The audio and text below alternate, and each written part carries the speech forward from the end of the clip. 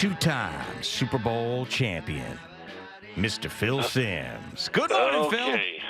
Good morning. That is some introduction, man. And that music, I'll tell you. But, I got to say this as I call in a little early because I like to make sure I'm not going to be late. It is really it's the highlight of my day to talk a little football with Al. It's just the best. What were you guys talking about? Oh, Al, hey, I love it when y'all run those little clips of him. And, all he does is gripe and complain about everything. Yeah. He hates everybody stinks, and of course, unfortunately, here in New York, every Monday is probably his best because the Giants and Jets have lost the game, and there's a lot to talk about in a bad way. So Al has a good time then. But he hates the Giants too. By the way, can't stand the Giants. He? Yes, he does. I don't know if he's ever shared that with you. No, he's a coward. He didn't do that, and So I love the Phil Simms Al, I didn't era. know you hate it. Why do you hate the Giants? Come on, because for so many years they're so frustrating. They're like 2-6. It feels like every season. Hey Al, they've won 4 Super Bowls. Okay, I know it seems like a long time ago though. Okay, it might be, but still, it's tough to win these things. They won 4 of them. They had at least 4 great years. And you know who was the quarterback for 2 of those? Mr. Phil Simms. Yeah, Mr. Phil Simms. Yep, that's him. Quarterback for 1. That second one, I was on crutches sitting over there going. Yeah, but you got him there, man. You got him there, and you got your ring. You were like the Carson Wentz of the Giants back then. There's nothing wrong with that. He's got a Super Bowl. He's got a Super Bowl ring, and you got 2 of them. So shut the hell up. And I can't even believe I'm arguing with him. Hey, listen. All right, let's talk about football for 1 second here. Let's do it. I'm ready. Your New York Giants. Were you? I wasn't surprised that they let Daniel Jones go. I actually thought that John Mara did a solid for Daniel Jones because of the indignity of being benched, being the 4th quarterback, and not being dressed. Would have been really an embarrassing situation. They don't want to embarrass him. Were you surprised they let him go? No, I was not. And it's many things. You've said it all really already this week. The fact that he's around all the time and there's, could be interviewed, players still every once in a while talk about it. So it's just best to, and, think about his situation. And, every once in a while teams do have to think about the players, how they feel and what situation they are in. And the Giants, I think, did a great job of granting his wish and letting him go. And, when I read in the paper that he was the safety in the scout team during a walkthrough, I go, wow, I mean, I got to be honest, that's really embarrassing. And so good for Daniel Jones, the right move by the Giants, and you move forward, and here we go. Who's going to be the quarterback Thanksgiving Day? And by the way, I will be down there doing the game on radio. I'm sorry.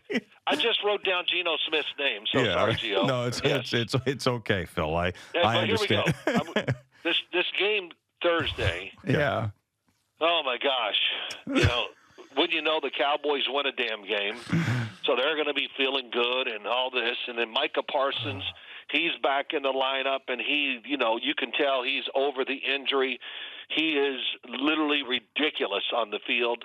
So the Giants got to deal with that. Now who's going to be the quarterback?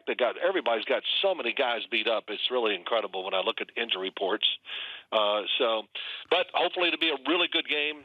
I do think that just like last week, I thought the Giants had a really good chance of beating Tampa, and almost right away I went, wow, it's just not turning out. Even early in the game, it's not what I expected in the game, that's for sure. You know what it looked like to me? It looked like, Todd Bowles likes the blitz, and he blitzed, and he got to Tommy DeVito time and again, and it looked like there was really no answer for the blitz, and I wonder about the offensive play calling and the scheming as to whether or not there is an answer for a quarterback to handle the blitz.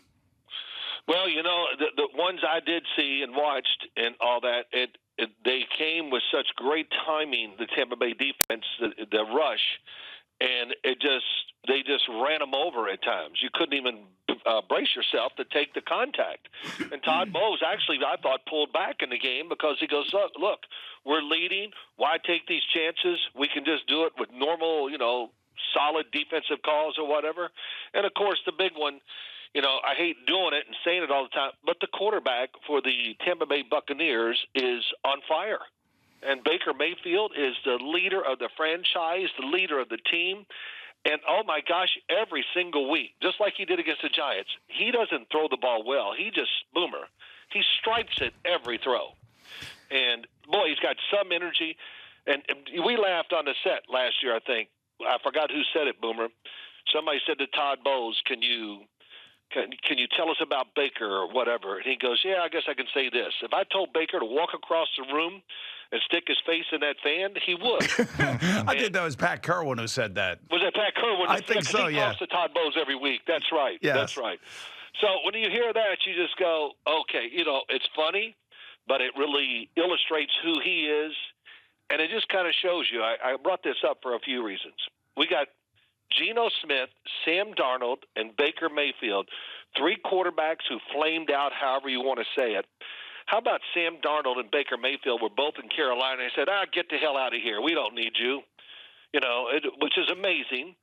And how good all 3 of them are playing. Yeah, to me, it's the Cleveland Browns, and their decision to go with Deshaun Watson over Baker Mayfield is beyond comprehension for me. But, and I'm sure you feel the same way. So let me ask you about another quarterback. And I think the last 2 weeks we've seen more of what we expected to see from Caleb Williams. They're going to be in Detroit now.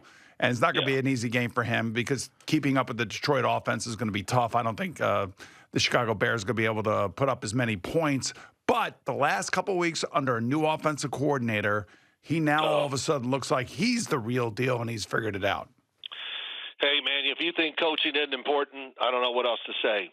A rookie right in the middle of the year, they basically give him a new thought process, how to do it differently. He does it, and I thought he played very, very well. And what I've seen of all these rookie quarterbacks right now, if we redrafted them, I still would take Caleb Williams number 1 because of just his movement. He is a tremendous thrower on the run. He can make big-time power throws down the field. He's accurate. I mean, he's got everything you want. He's just got to learn to adapt a little more to the NFL game. And we see, hey, it was bad. It really was. It was bad. And what happened? Let's start over a little bit here. And he took the coaching really well, and we're seeing the difference in the way he plays. So it's good for him. I know you. Chicago. I know you and Bill Belichick have been close for many years. Have you talked to him recently? No, I haven't. I actually texted him one day as I was listening to him on TV. I can't remember what show I saw him on, but man, he was just crushing everything.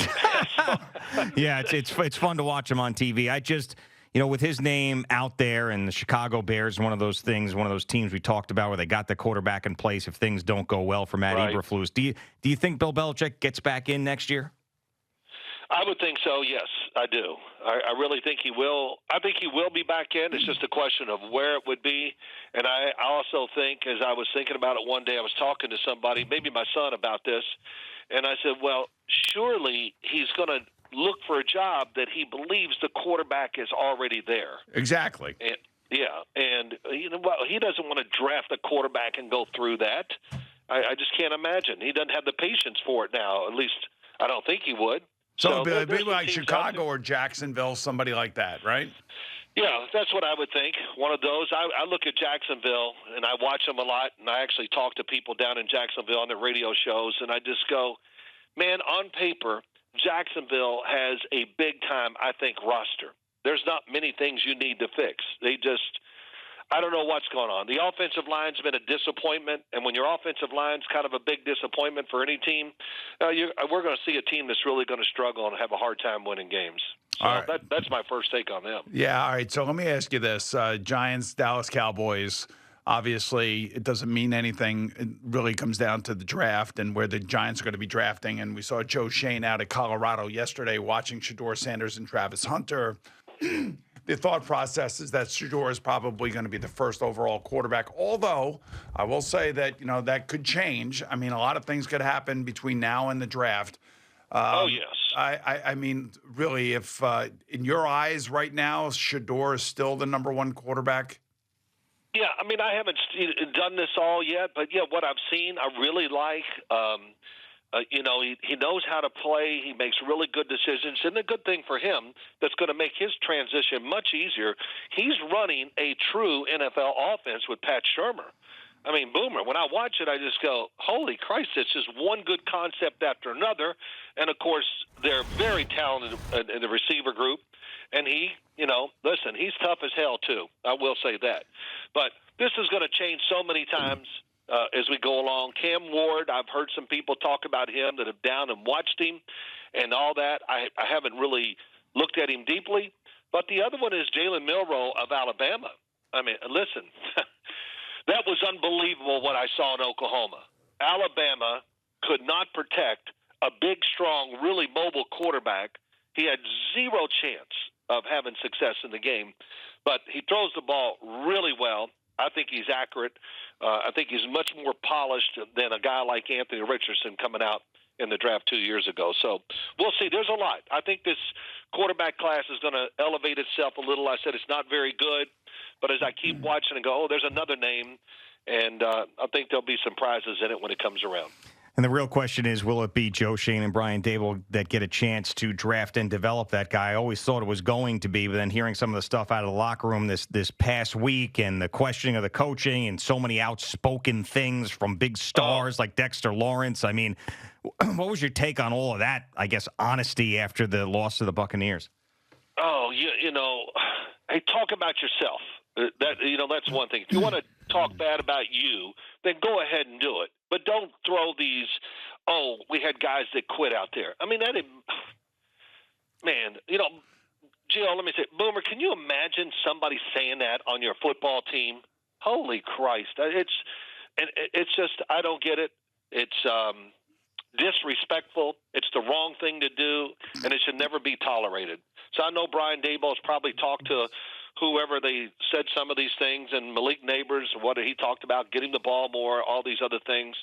But it's a problem, and it really bothers me to hear those things on any team. Wow. Be quiet when you're losing. Be quiet. Yeah. Do your damn job better, and just work.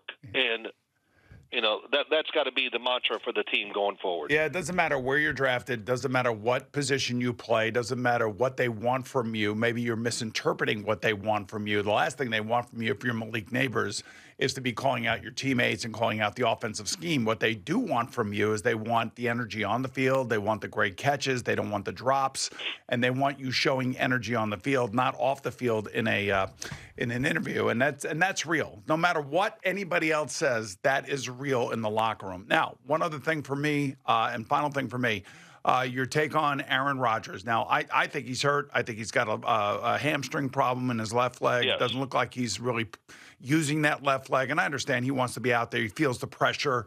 What do you see from him? And overall, do you think he's going to play next year? And if he does play, do you think it's going to be with the Jets? No, I do not think he's going to play for the Jets next year. I don't think he'll play next year, period. I don't see where there's a spot that you'd say he would be the guy, the difference, what we talked about with the Jets. I don't see that out there. And after what everybody has seen with the Jets, that it's just what would really entice you to do this. He's had a great career, and everybody talks, well, he doesn't want to go out that way. Hey, man, as I said to Brett Favre once, he was talking about it. I said, Brett, play until they kick you out. Okay, well, that time might be now for Aaron Rodgers. We all know the great stuff, but in fact, when I saw him walking off the field 2 weeks ago, I did see him limping a little, and I could tell his left, it was his left leg or whatever. So, man, you know how it is. When you try to play hurt, that just makes everything worse. And, so that's just a few of my thoughts. We'll see what happens, but I'd be very surprised if he's a new coach, a new general manager, a new way, and we're going to start off with Aaron Rodgers as a quarterback. It just doesn't make sense when you talk about it that way.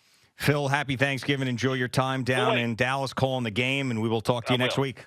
All right, Gio, I will. Thank you. I got to say this. Hold on. Yeah, there you go. That was pretty good. When you talk about Daniel Jones going to Minnesota, that would make sense in this respect. Kevin O'Connell, it seems like whoever plays quarterback for him does well. They go, so-and-so threw for 400 yards. Hell, I didn't even know he's still in the league. But look what he's done to Sam Darnold. And I would think Sam Darnold is going to leave after this year, get a bigger contract somewhere, and McCarthy will be the starter. And then they would probably look at Daniel Jones as being a quality backup to J.J. McCarthy. That would be my thought. And it doesn't matter who plays for the damn guy. they put up astounding numbers every time, every week. So yeah, I mean, even Joshua Dobbs, even Joshua Dobbs last year in a couple of games was able to do it. So yeah, I mean, unless Sam Darnold brings him to the Super Bowl, then what? I mean, then you got to keep him. Yeah, absolutely. So he's got a chance here to do that.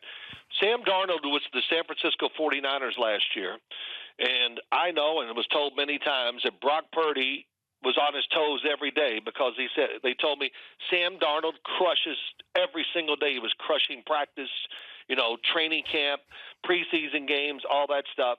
And so he figured it out finally. And look where he's at, a great spot, great receivers, tremendous design on the offensive side. And he's taking advantage of it, so I'm happy for him. Tell the Foxes, okay, Boomer and Gio say hi. All right. All right. Guys, thank you for much. Right. I'll talk to you next week. Okay. All right. Travel safe, man.